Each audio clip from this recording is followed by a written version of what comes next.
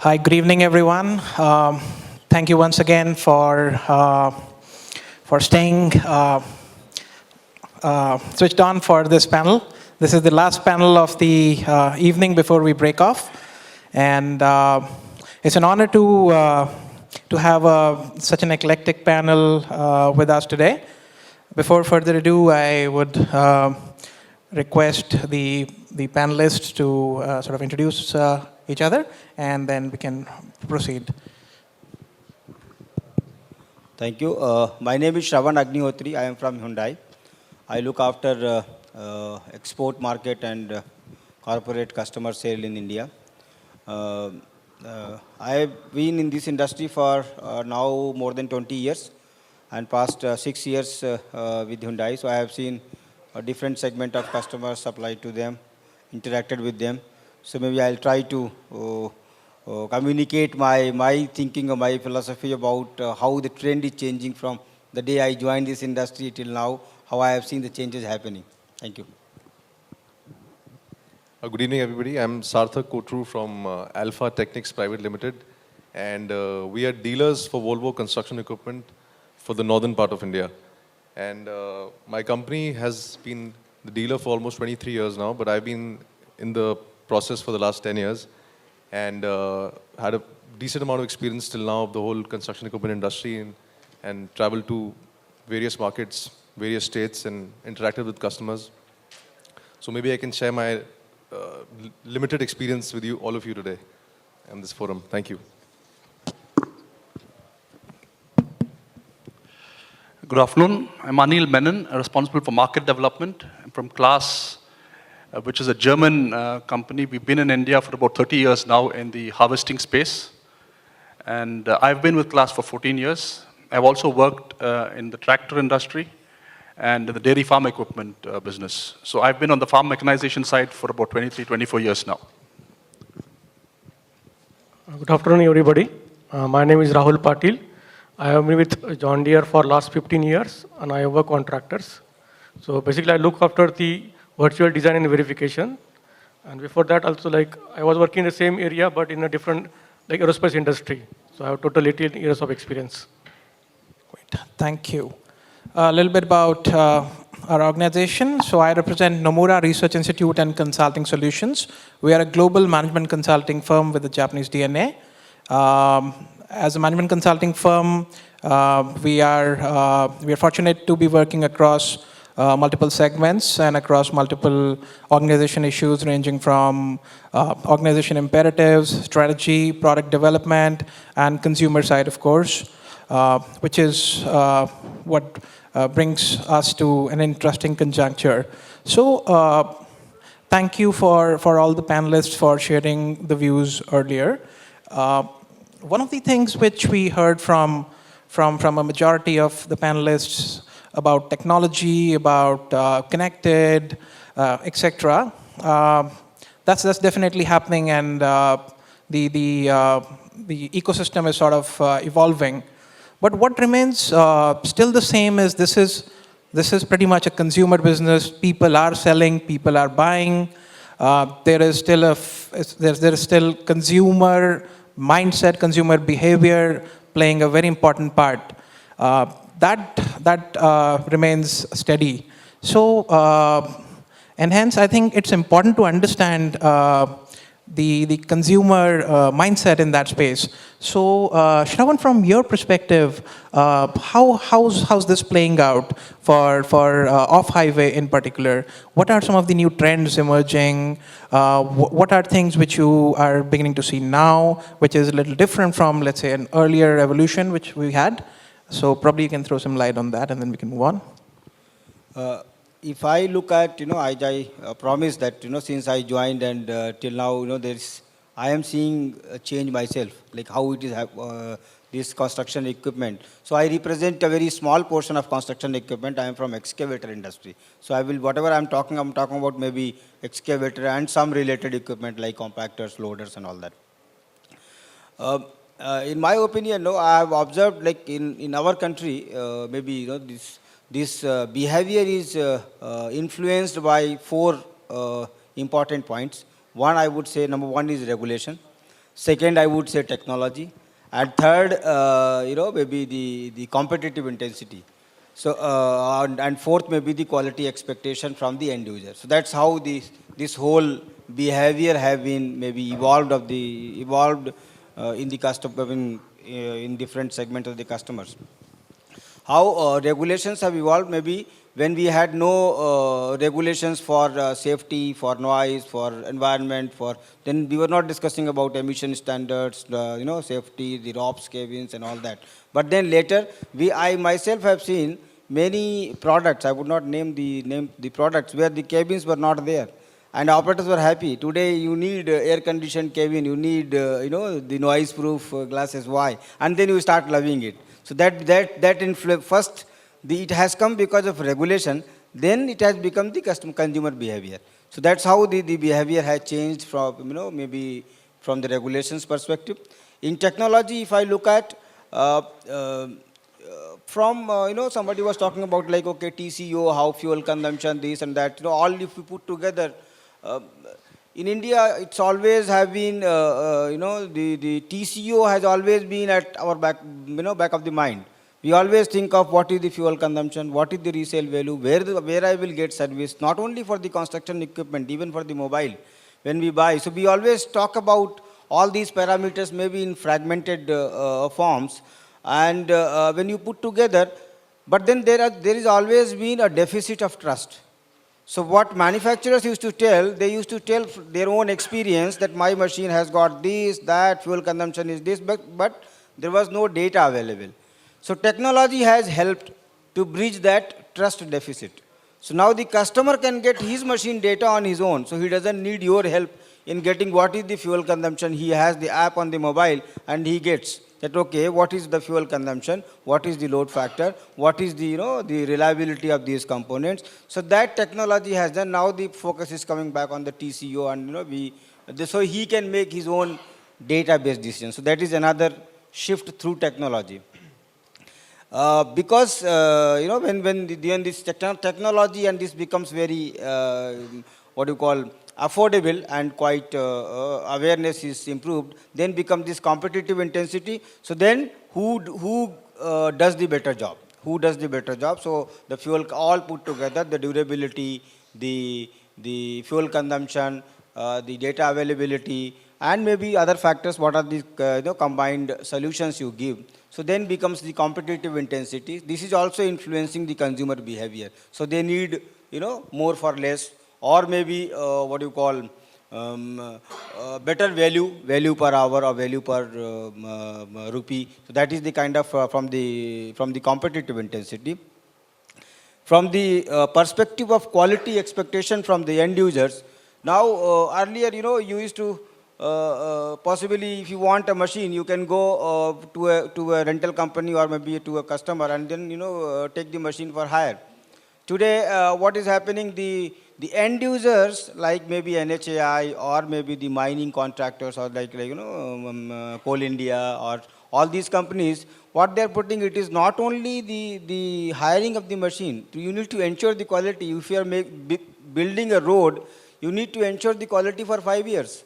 So that is creating again a behavior change in the, not only with the customers, but to the manufacturers also, because they need not only to lay the road, but they need to ensure that the road is there for 5 years. Otherwise, they need to relay it. So what is happening then? The end user is demanding the AMC, the FMC, the MARC, whatever the names, annual maintenance contract, full maintenance contract, maintenance and repair contract for the longer duration.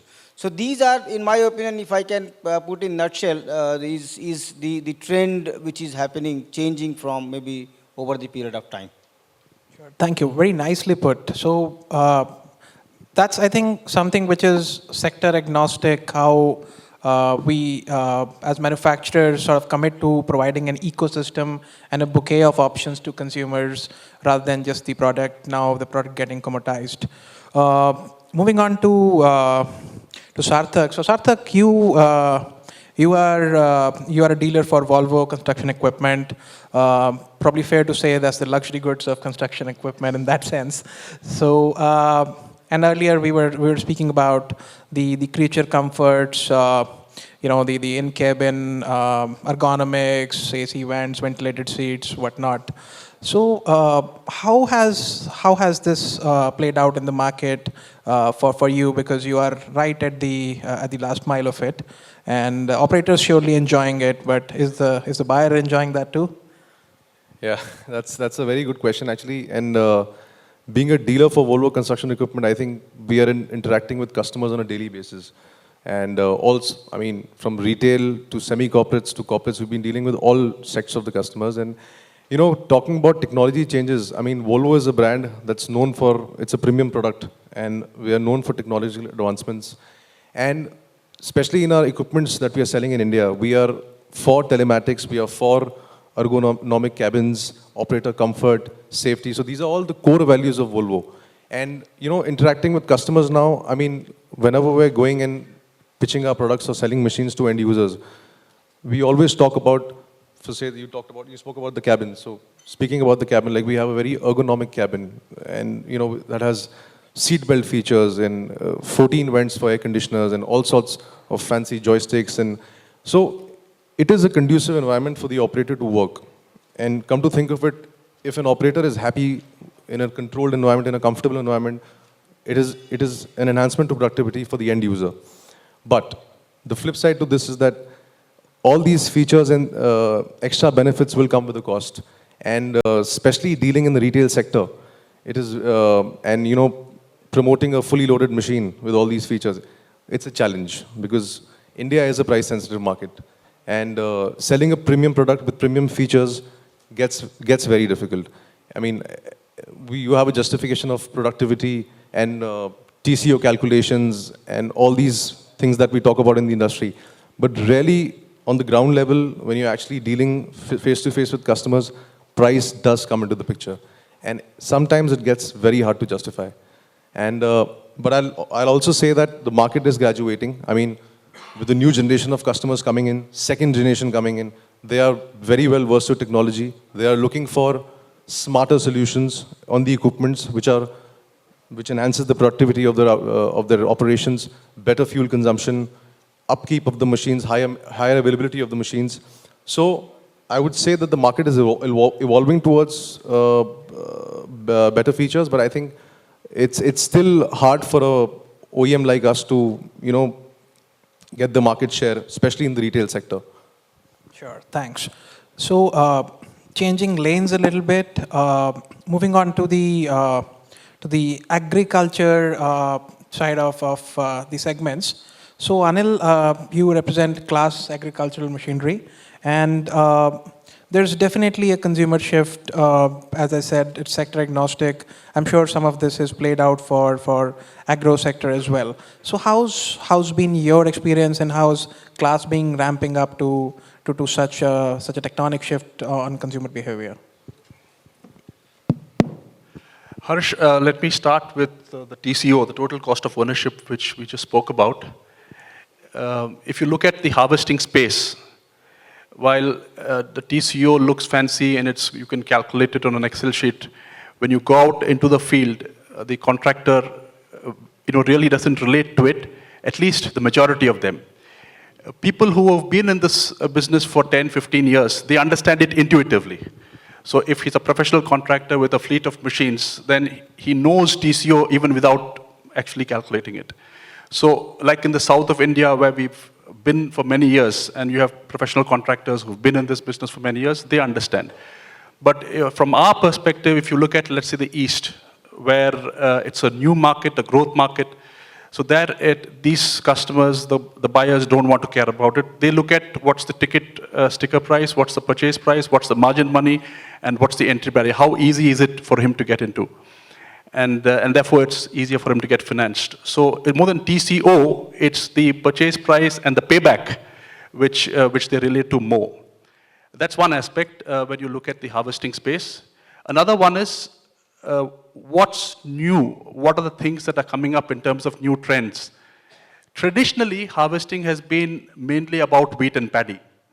And if you look at Punjab, or if you look at the southern states, it's been about wheat and paddy. But now we have inquiries and demand coming up from other parts of the harvesting space, like, for example, maize for grain, and also harvesting equipment for silage, which is fodder. So you have equipment that are now coming up, which we are also addressing in other areas of the harvesting space, other than the traditional paddy and wheat. And if you've been following, of course, all of us have been suffering from it also. In NCR, we've gone through this huge issue of straw burning and pollution, etc. And the government is now doing a lot to handle residue. And there are now equipment that are needed for residue management. So you have balers, and then you have straw choppers and sort of other equipment. So we've seen now the product base widening from traditional harvesting of paddy and wheat to a more broad-based multi-crop kind of solution. And also solutions for handling residue. That's how the trends have been changing. I want to touch upon another thing, which is the topic of ergonomics. We've, in the farm equipment space, in the agri space, it's never been much of a discussion. And the guy who pays for the machine is not the person who operates it. So we sell to a contractor, the contractor hires it out. And why would the contractor want to pay more for cabins, for example? We have cabins in Germany, where it's a parent company from Germany, but we've never had it in India. And we could implement it, but then the question is, the price goes up, and will the contractor pay for it? And if he pays more for it, the farmer doesn't care. He just wants his field to be harvested. So can he recover a higher harvesting rate? No. Having said that, we still see that there is a demand for better ergonomics. Not yet an AC cabin, we do not have it on the harvesters yet, but at least in terms of ergonomics other than the cabin, more comfort for the operator, because operators itself are in great demand. As we sell more and more, as the industry grows, getting good operators is a huge challenge. So given a chance, the operator would like to operate a machine which is more comfortable, which has less fatigue, and therefore we are forced to look at ergonomics as well, and contractors, whether they like it or not, are forced to look at machines that reduce operator fatigue. So this is another thing that we see coming in, and to which we will respond, because we do have it in the other countries, but India is also now coming into that space. More of it, of course, we can talk as we go along. Sure. So just to recap on two key areas you touched upon. One, I think is particularly very relevant in today's times, is about, you mentioned how the environmental pollution and the situation led to a new product development mindset, where, and I think all of us, especially people living in the NCR territory, would appreciate the need for masks and air purifiers, and how, so I think this is a great initiative from manufacturers to inculcate product development basis what the consumers and the market could use.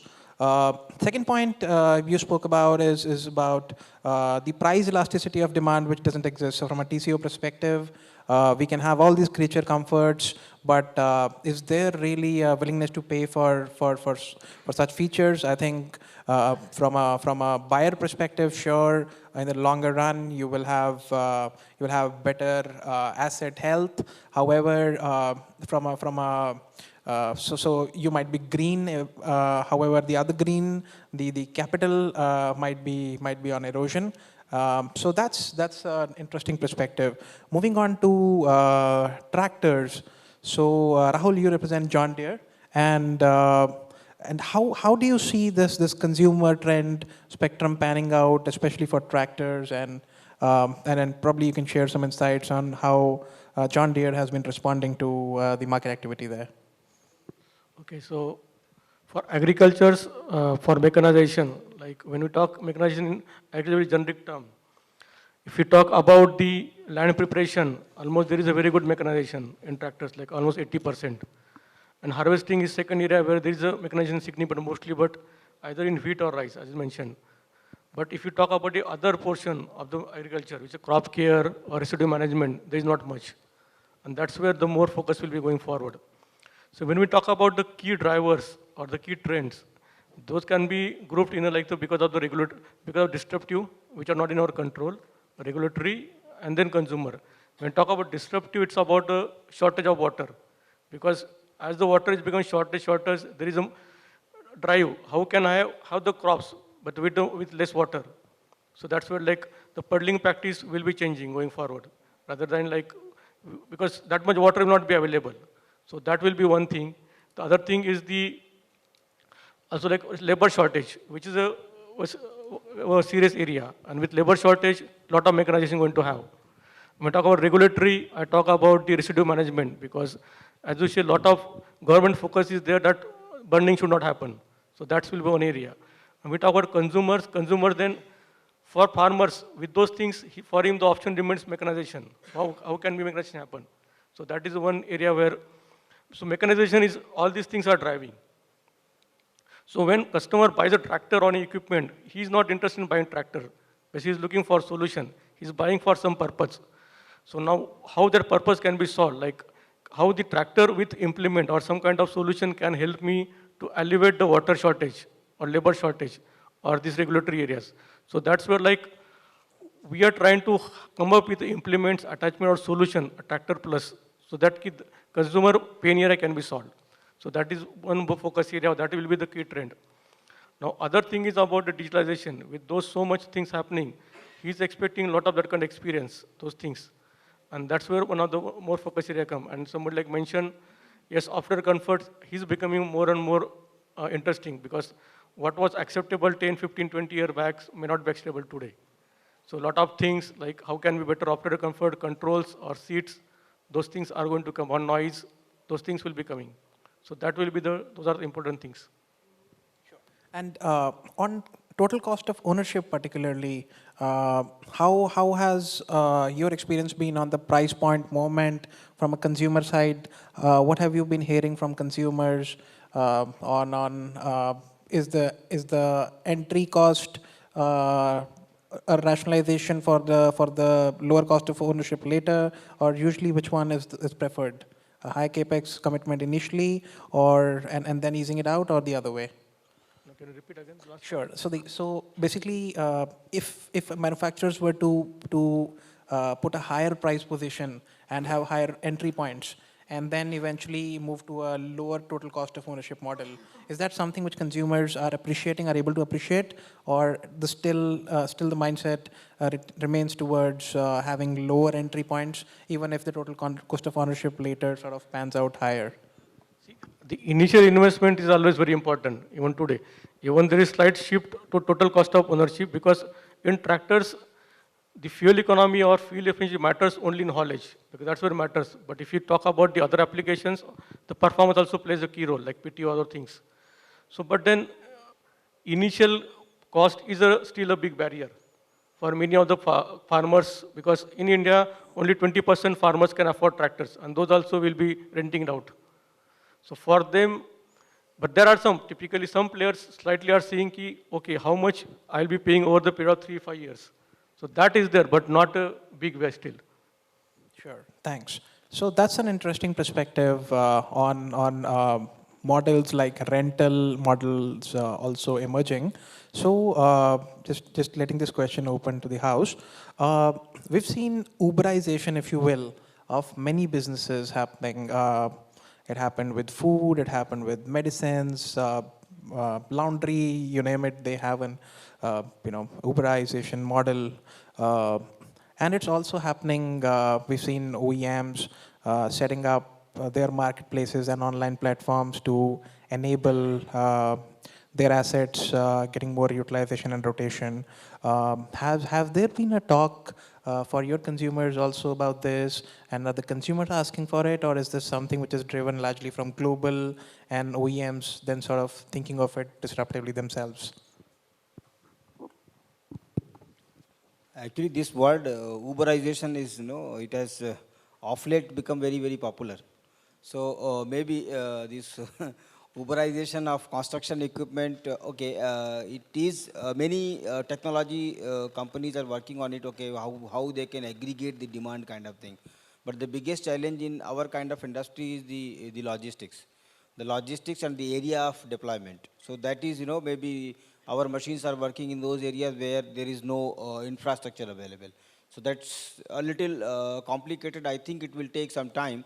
But yes, a lot of work is being done in that direction, that how this demand can be aggregated, how this, maybe the regional storage, regional warehouses, regional stockyards, from where this can be supplied, and maybe so that the ultimate objective is to improve the utilization of the machines. Maybe today the machines are working maybe around 1500, 2000 hours in a year. So maybe somewhere it is working around 3000 hours a year.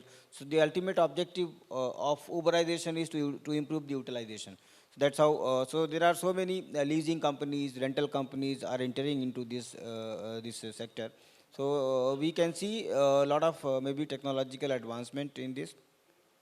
On the technology front today, the first activity what is happening in our kind of industry is the interconnected machines, which possibly you have seen in, you heard in the second session today. So that is one area where, first thing is, okay, the customer should get the information about his machine. So today that is available. That is available.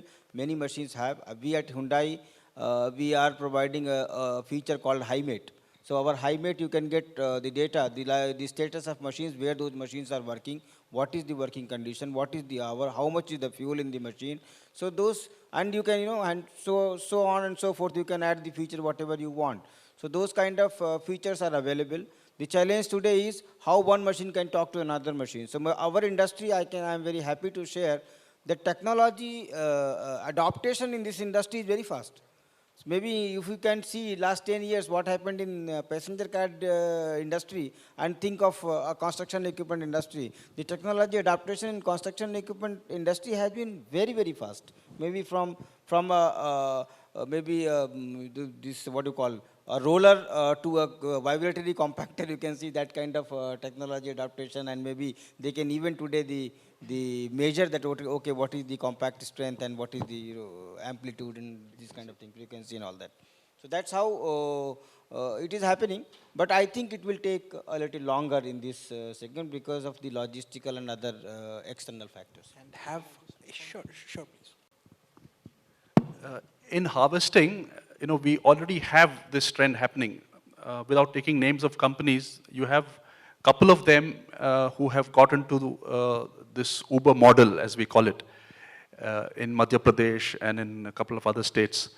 And here, from the farmer's perspective, he sees a benefit. You see, because normally farmers always hire harvesters. Nobody owns it for his own use. But then the benefit he sees when a professional company has aggregated and when he delivers service is that the land is measured properly. So if I'm a farmer with 5 acres, my land is measured correctly and I'm paying for 5 acres worth of harvesting. And then there's an invoice raised at the end of your harvesting, so all the transactions are clear. And the machines are maintained better, operators are trained. So I can see it happening, with a small difference that when you think of the Uber model or the Ola model that we are used to, it's app-based, it's high-tech, and we use it very frequently. Not yet there. We are not yet on the apps, though all of these companies I'm talking about have apps. We have a rental app ourselves. We don't get into the Uber model directly, but through some of our dealers. We have an app ourselves, but we don't see adoption high. So the Uber model is working, but there are call centers, there are people who are going to book demand, and I have a feeling that in maybe 2-3 years from now, even the apps will start working. So as far as the harvesting space is concerned, I see this happening. Sure, thanks. So Sarthak also... I would like to add to this. I think as our panel has already mentioned, all our construction equipments now, we have these intelligent machines, smart machines, and we have these telematic systems whereby a customer sitting in an office can get the full health of the machine downloaded on a PDF file or on his phone for that matter. And it gives you in-depth detailed information of the equipment performance. So this is a great thing. And I see that the market is graduating towards this. As Mr. Menon rightly said that, maybe the app part of it, maybe that thing is still not in to action, but definitely advancements are happening on this front, and we have a more efficient operation for our customer. The key thing is efficiency. Machines are designed to be robust, but you have to be efficient and have optimized operations in the end for longer-term profitability. And even with Volvo, we are, even for our compaction machines, like Mr. Saraswat said, we have intelligent compaction systems whereby you can measure the minutest of vibrations and frequencies, which is in-depth information. And maybe 4-5 years back, nobody would have heard of all these things. So the market, this is a positive trend for us. Technology is coming into play. Customers are appreciating it. They're educated about it. And so it's a positive trend in the long run. Sure, thanks. Also, I think this is important, Rahul, from tractors' perspective as well. Seasonality plays out a part, and certainly asset utilization is a key factor. So, have you been hearing about consumers talking about this? That is it possible that my asset gets listed on a marketplace that you guys create online, and then my tractors can go out more often, and it's a revenue for me, and also it's greater asset utilization. As per tractors are concerned, from the very beginning, those are used for multi-purpose. So it's there from the very beginning, maybe informal way. As I mentioned, only 20 or 25% farmers can afford tractors, and also they cannot use it for an entire year. So they will rent it, or when the off season is, they will use it for even the roadside purpose also. So it's always there.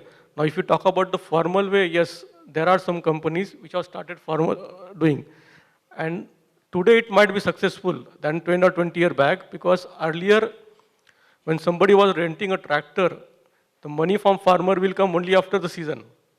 But today, I see now it has already moved to the mode of the cash base now. Even though they are also taking cash when they are doing some kind of work. So in that case, farmer might prefer somewhere where you have someone who is a like professional contractor. So that is already slowly it is happening. As there are some companies in tractor also, like they are renting it out, but they are still not in large scale, in a small scale. But slowly it is happening, because as I mentioned, like majority of farmers in India cannot afford tractors because of the very less land holding. And for them, it is going to be very beneficial, because they will get a very good service, on-time service, rather than depending on when service come or not. So yes, slowly it will happen. Sure, thanks. Sure. So, like, we are in the service industry. So one of the most important things in our construction equipment industry is aftermarket services. That's where the profit lies. That's where everything lies. I mean, you can sell machines, but you have to service them for your customers. That's how you get repeat business. So what we do at our end is that all our services are now through a call center. And we have a server system, and all customer complaints are routed to us through a toll-free number, whereby all the service engineers have, we call it Volvo Care in our terminology. So we have a Volvo Care app in all our service engineers' smartphones, and automatically a service ticket or a complaint of whatever problem the machine has, the tickets, it's a ticket system. So a ticket gets generated and it's assigned to the corresponding engineer and he's deputed. So this all happens on autopilot. So there's no, it's not the traditional system of calling the dealer and getting hassled and calls getting transferred and the whole hierarchy system. So this is what technology is getting to. And I think it's a great thing, and we've ensured that our customer satisfaction has gone up consistently over the last 5-6 years, the time we introduced this system. So again, coming back to the importance of technology in our aftermarket industry also. Perfect. So I think it is beyond debate that technology often drives business models, and often businesses have to adapt to sort of the changing trends. Since we are on the technology topic, another interesting thought could be on digital marketing and the advent of the whole consumer agenda and preferences around digital. So I think our businesses are not really insulated from digital preferences at off-highway as well, and at construction equipment, agriculture, cars, two-wheelers, everyone has access to a smartphone. Traditionally, demand generation for our segment used to be a little different, but I think we were speaking about this earlier. I'm not sure if some of you saw earlier this year, we saw memes on on JCB trending on social media, and they were a hit. I was amazed to see how in this segment particularly millennials in quotes were really hooked on. So is there really a use case for digital marketing, and are you seeing results from investing in such a media? See, marketing in any form, when the scale becomes larger, then this awareness, you need to have multi platforms to communicate. So India today, maybe in 2018, we crossed 100,000 equipment, construction equipment first time. So that's the scale today. Maybe, and this growth has been fantastic. Maybe 2015 onward, maybe 2015 to 2018, industry almost doubled. So that was the kind of growth we have gone through. And under this kind of exponential growth, you need multimodal communication. So this digital platform, not for only for the customers, but for your own team also. Because the scale of change, the speed of change is so high that maybe the people in the field, maybe our own sales team, our dealer sales team, the communication to them through the traditional media may not be sufficient. So we need that kind of, now I think every company has those kind of apps where we communicate, we upgrade the skills of our team through this, the app. We also communicate, many of us have gone ahead and, created some kind of apps where customers can give their own feedback. So, and maybe Hyundai as a company, if I can tell my own experience, we are creating the app where customers can give their feedback, and then we can maybe include those feedback in our kind of, design changes or maybe feature addition. Because in India, the kind of attachments, the kind of equipment we are, maybe the configuration we are using is maybe at not that kind of scale where the Europe or the US they are using. So maybe we can think of creating more attachments, different configuration for forestry, for for maybe irrigation, for other, maybe for demolition. So those attachments are still in very nascent stage. So those kind of, what will be required when that can be taken care of. So this is in the interest of the company to create those kind of apps, those kind of feedback from the customers. Sure, thank you. Sarthak, are you seeing, are your marketing teams asking for investment on digital platforms? Yes, absolutely. I think that's the need of the hour, and we're all aware of the power of digital media. I mean, your social platforms, and more accessible to our generation, to the customers. So, like Sir rightly said, that these consumer forums, these feedback platforms, and also I think even for as a benefit to us for lead generation, to get more leads in the market, you have to it's brand visibility. I mean, advertising on Facebook or any other platform, and you're celebrating your orders or showing delivery celebrations to other customers. This all catches the attention of the potential customers. This makes your brand more visible, and because social media being such a powerful tool, everybody is accessing social media, and your brand has to be there. There's no other way. You have to be there. Sure, thanks. So Anil, we were talking earlier about this, and you mentioned that during product demos, it helps to have a video in place as a sales tools, and as a sales tool, it goes to YouTube, and it makes the purchase journey more enabled and convenient. So probably you can help us understand a little bit about how digital and social media marketing is sort of helping your consumers. Absolutely, Harsh. If you look at how sales used to happen, let's say 15, 20 years back, I was selling tractors. We used to go with a brochure, speak about the features, and show him a brochure. None of the sales guys carry brochures today. It's available, but nobody carries it. I mean, the moment you talk about a product, you show him a video, you show him a link, then you forward the link to him, and you show him the video. Nobody carries brochures today, not even dealer salesmen. And the customer's not interested in looking at your brochure. The moment you make a call or a sales call on phone or in person, he wants to see the machine working. And then in our own case, we have a YouTube channel, Class India YouTube channel, where we have customer testimonials, machine working, service videos, and service and maintenance videos. So when our salesman makes a call, brochures are available, but then he always forwards him a link of the video from the YouTube. Another example is very recently, about a week back, 2-3 weeks back, we started what is called the Class Operators Club. We wanted to market it. We had a Facebook post.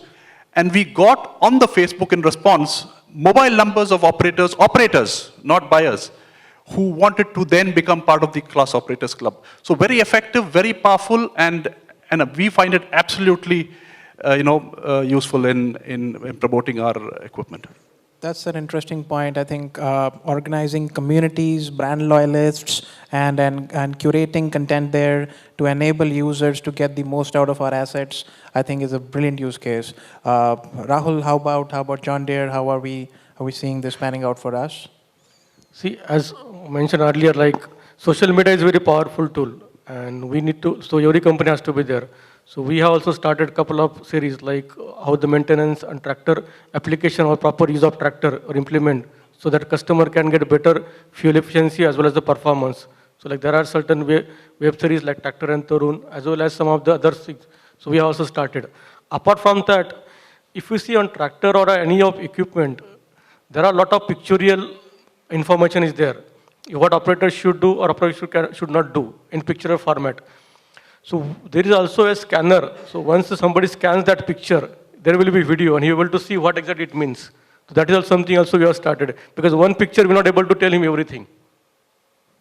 Sure, thanks. So yeah, I think more or less this pretty much still remains a consumer-centric business in that case, and the rules of operation or engagement really aren't really different. It's pretty much sector agnostic. Just taking a quick time check. Okay, all right. So to the paucity of time, I think we can move on to leaving the house open for queries from the esteemed panelists. Aisha? So any questions? I will share one more trend which I possibly missed. One is possibly in the next, in the earlier session, somebody said skill development is becoming another change. Because, we used to consider this operator of the construction equipment not a very major stakeholder in the whole value chain. Today, he has become a very, very important stakeholder in the whole value chain. And, I'm very happy to share that, okay, Hyundai has taken a lot of benefit out of this, trend. We understood in 2008 itself that the operator is the key in whole decision making, because in India, 60 or 65% machines were sold to the retail customers. Maybe the captive users or the kind of organized customers were very low. So we had done a lot of skill development activities. We created a very good training centers, and possibly in a year we train around 3,000 operators. Last year we certified more than 2,005 operators under NSDC program, and we have got some award also on that. So that's the kind of trend happening now. The consumer, the customers are requesting for the trained operators. Even the government is now thinking about putting something like certified operators in the tender document, so that they can get that kind of quality which they intend to get. Absolutely. So that's, I think, a very interesting point from a National and Automotive Skill Development Council perspective. There's been a lot of initiatives driven to promote automotive skill, and the government's vision of 5 trillion economy surely will have spurts of growth from automotive sector as well.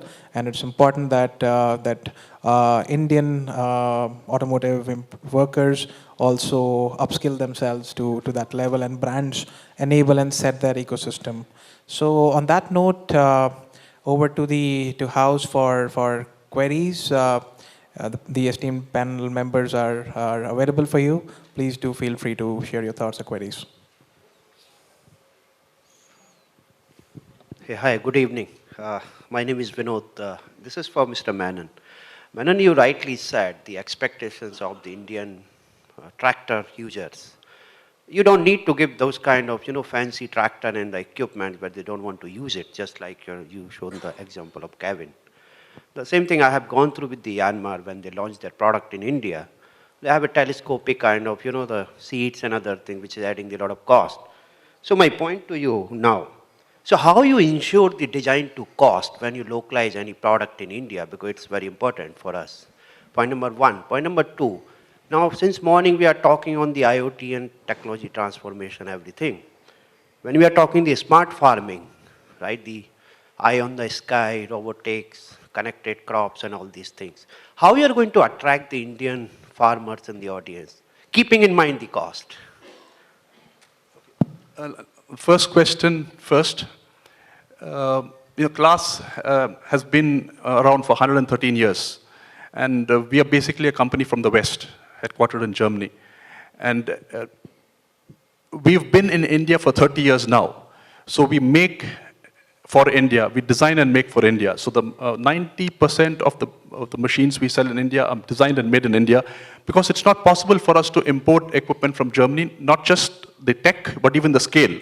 Because the scale of harvesting, the scale of operations are much higher in the West. So the machines that we make in India are designed in India, and it's for the Indian buyer. Having said that, it's still expensive. It's still maybe 15% more than alternative options that you get in India. But at least it's designed and made in India. So that's how we try to look at it, because we are here for 30 years. We don't import, we do import and sell, but the majority of the sale is not like that.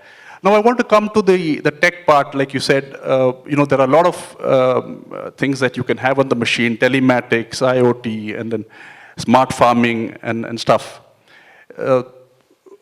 Not just me, Class, John Deere, all of these companies are at the cutting edge of this technology globally.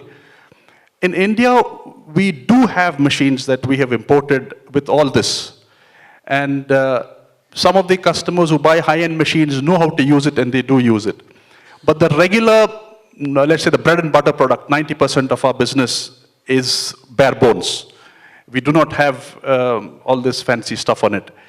Just recently, we've decided to introduce, let's say, a scaled-down telematics, which is a simple vehicle tracking system which shows they call it the farmer and the contractor, not the farmer, the contractor, the threshing hours, the engine hours, the operating hours, if he wants the fuel consumption.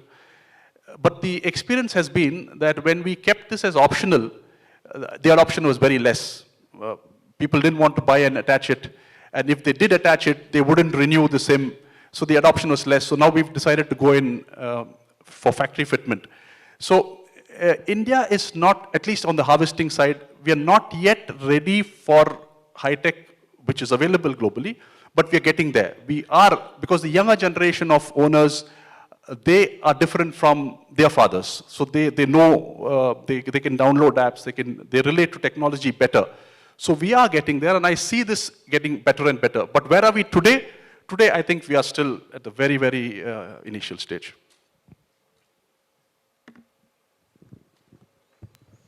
Any more questions? All right then. Thank you, gentlemen. Thank you. This session was a perfect closure to our event today. Thank you for your time. So thank you for all the esteemed panelists to join, and a round of applause and vote of thanks to CVF team as well for putting this together. I think great initiative from Rohit and team. With that, let's close the session. Thank you, everyone.